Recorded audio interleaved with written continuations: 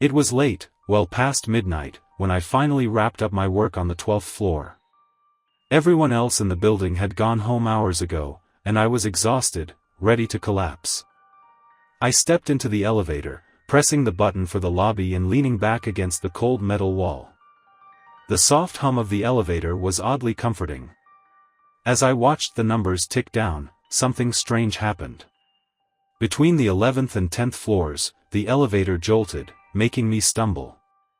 The lights flickered, and for a split second, I thought I saw the number 13 flash on the display above the doors. I blinked, shaking my head, trying to clear the confusion. There was no 13th floor in this building. The number blinked again, lingering for a moment longer, as if daring me to look away. Before I could react, the elevator lurched and the doors slid open. The hallway beyond looked wrong, dimly lit and cloaked in shadows, like an older version of the building. It reminded me of old black and white photos, colors drained, everything tinged with decay. The walls were cracked, the carpet frayed, and the air smelled stale, like mildew and something metallic. I could swear I heard faint, distant whispers coming from somewhere down the hall. My instinct was to press the "close doors" button, but my hand froze. A creeping sense of curiosity overtook my fear, and I took a tentative step forward, crossing the elevator threshold into the hallway.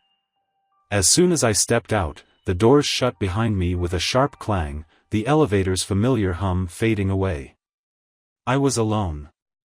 The corridor stretched out into darkness on either side, with dim lights flickering overhead.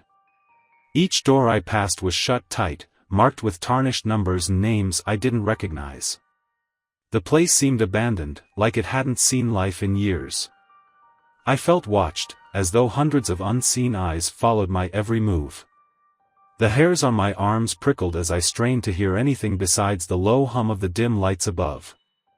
I moved further down the hall, past offices that looked like relics from another time. Dust-covered desks, rotary phones, typewriters, a far cry from the modern workspace I'd left on the 12th floor. Every step I took seemed to echo, each one met with a faint, dragging sound, like footsteps mirroring my own. Just when I considered turning back, I noticed a faint light spilling from an open doorway at the end of the hall.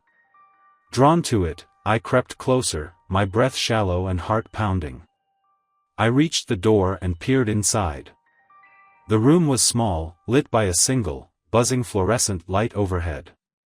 And there, standing in the middle of the room, was me. I stared in shock at the figure. I stood motionless, facing away, my head tilted to the side, just enough for me to see a sliver of her face. She wore the same clothes, the same tired expression, the same messy hair. I felt my stomach drop, a nauseating chill creeping through me. The figure slowly turned, her eyes meeting mine. Her face was familiar, but her expression was twisted, empty, a haunting mirror of my own. She didn't blink, her eyes hollow and cold, as though whatever spark of life had once filled them was long gone. The lights flickered again, and I took a step back, realizing just how wrong everything was. My double opened her mouth, but no sound came out. Instead, she took a slow step forward, her gaze locked on mine, a strange smirk forming on her lips. Then she spoke, her voice a distorted echo of my own. "You shouldn't have come here," she whispered, her tone sharp and mocking, laced with something dark. My heart raced as I backed away, panic clawing up my throat. I turned, bolting back down the hallway toward the elevator, the air thick and heavy, almost tangible with dread. Every step felt slower, like something was dragging me back. The whispers grew louder, filling my head with an eerie chant, words I couldn't understand. I reached the elevator doors and frantically pressed the button, willing it to come faster. Behind me, I could hear the sound of footsteps, her footsteps, getting closer, faster, each one more frantic than the last. The elevator doors finally opened, and I stumbled inside, slamming the button for the lobby. As the doors slid shut, I caught one last glimpse of her standing just a few feet away, her face twisted into a wicked smile, her eyes cold and hungry. The doors closed, and I was plunged back into silence.